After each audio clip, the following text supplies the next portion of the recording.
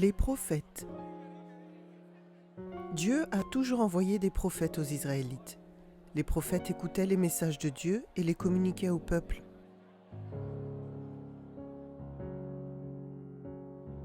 Élie était un prophète quand Akab était roi d'Israël.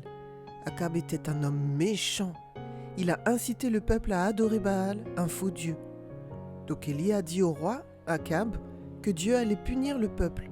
Il lui a dit, « Il n'y aura pas de pluie ni de rosée dans le royaume d'Israël, sauf si je le demande. » Cela a tellement irrité Akab qu'il voulait tuer Élie. Alors, Dieu dit à Élie d'aller dans le désert pour se cacher. Il a dirigé vers un torrent dans le désert. Chaque matin et chaque soir, des corbeaux apportaient du pain et de la viande à Élie. Pendant ce temps, Akab et son armée ont cherché Élie, mais ils ne l'ont pas trouvé.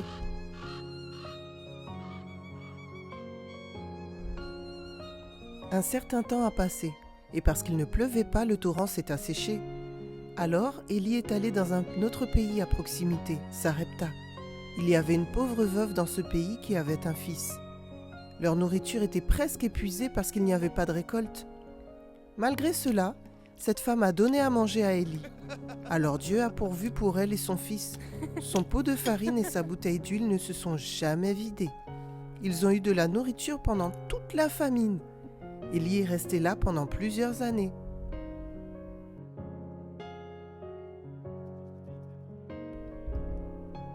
Trois ans et demi plus tard, Dieu a dit à Élie qu'il fera de nouveau tomber de la pluie. Il lui a dit de retourner au royaume d'Israël et de parler avec Akab. Alors Élie est allé voir le roi. Quand le roi Akab l'a vu, il a dit « Te voilà, semeur de troubles !» Élie lui a répondu « C'est toi qui es le semeur de troubles. Tu as abandonné l'Éternel. Il est le vrai Dieu, mais tu adores Baal. Maintenant, tu dois amener tout le peuple d'Israël au mont Carmel. »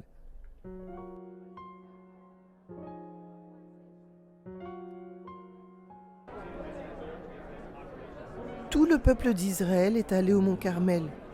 Les hommes qui ont dit qu'ils parlaient au nom de Baal sont venus aussi. Il y en avait 450, plus 400 prophètes qui servaient Ashéra. Élie dit au peuple, « Jusqu'à quand allez-vous changer de façon de penser ? Si Yahvé est Dieu, adorez-le. Mais si Baal est Dieu, adorez-le. »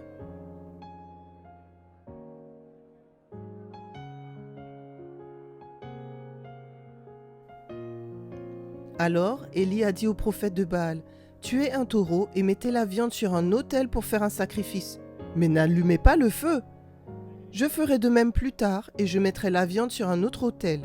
Alors le Dieu qui enverra du feu sur l'autel, vous saurez qu'il est le vrai Dieu. » Donc les sacrificateurs de Baal ont préparé un sacrifice, mais ils n'ont pas allumé le feu.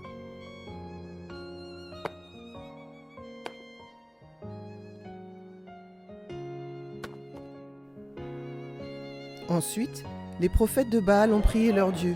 « Écoute-nous, Baal !» Tout le jour, ils ont prié. Ils ont crié et se sont même coupés avec des couteaux. Mais Baal n'a pas répondu et il n'a pas envoyé de feu.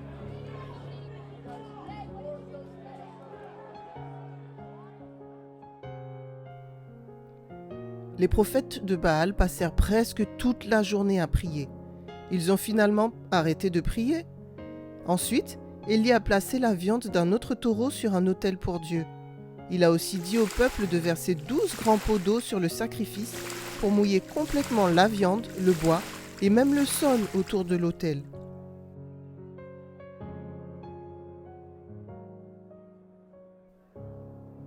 Après cela, Élie a prié. « Éternel, Dieu d'Abraham, d'Isaac et de Jacob, montre-nous aujourd'hui que tu es le grand Dieu, le Dieu d'Israël, et que je suis ton serviteur.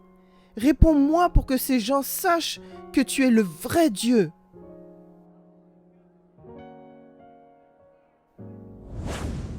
Immédiatement, le feu est tombé du ciel. Il a brûlé la viande, le bois, les rochers, le sol et même l'eau qui entourait l'autel.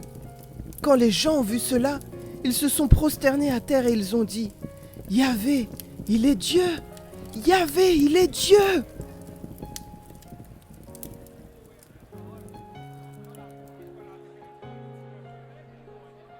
Alors Élie a dit: ne permettez à aucun des prophètes des faux dieux de s'échapper. Le peuple a capturé tous les prophètes de Baal et d'Achéra, et Élie les a emmenés loin de là et les a tués.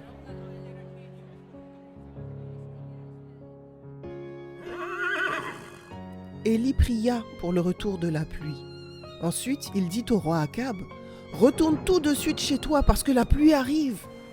Le ciel est devenu noir et une forte pluie a commencé. Yahvé a mis fin à la sécheresse et a démontré qu'il est le vrai Dieu.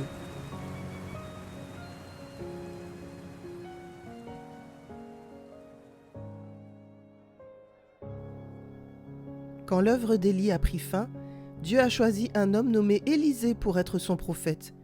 Dieu a fait beaucoup de miracles par l'intermédiaire d'Élisée.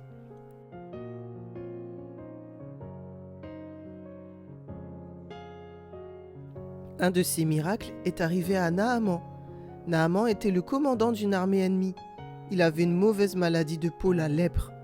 Naaman a entendu parler d'Élisée et il est venu le voir et lui a demandé de le guérir. Élisée a dit à Naaman d'aller au Jourdain et de se plonger 7 fois dans son eau. Naaman s'est fâché. Il a refusé de le faire parce que cela lui semblait ridicule. Mais ensuite, il a changé d'avis. Il est allé au Jourdain et s'est plongé 7 fois dans l'eau. La 7e fois, quand il est sorti de l'eau, il était guéri par Dieu.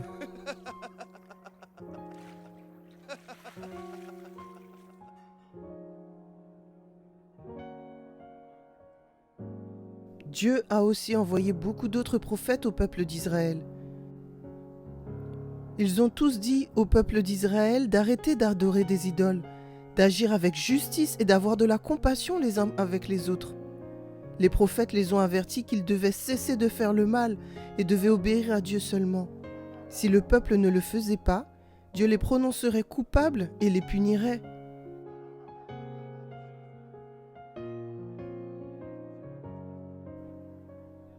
La plupart du temps, les Israélites n'ont pas obéi à Dieu. Ils ont souvent maltraité les prophètes et les ont même tués.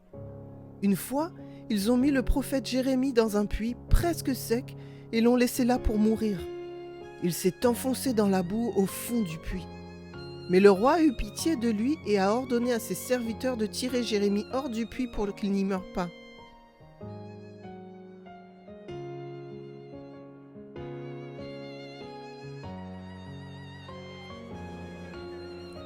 Les prophètes ont continué à parler au nom de Dieu, même quand le peuple les détestait. Ils ont averti les Israélites du fait que Dieu allait les détruire s'ils ne se repentaient pas. Ils ont aussi rappelé aux Israélites que le Messie que Dieu leur avait promis viendrait.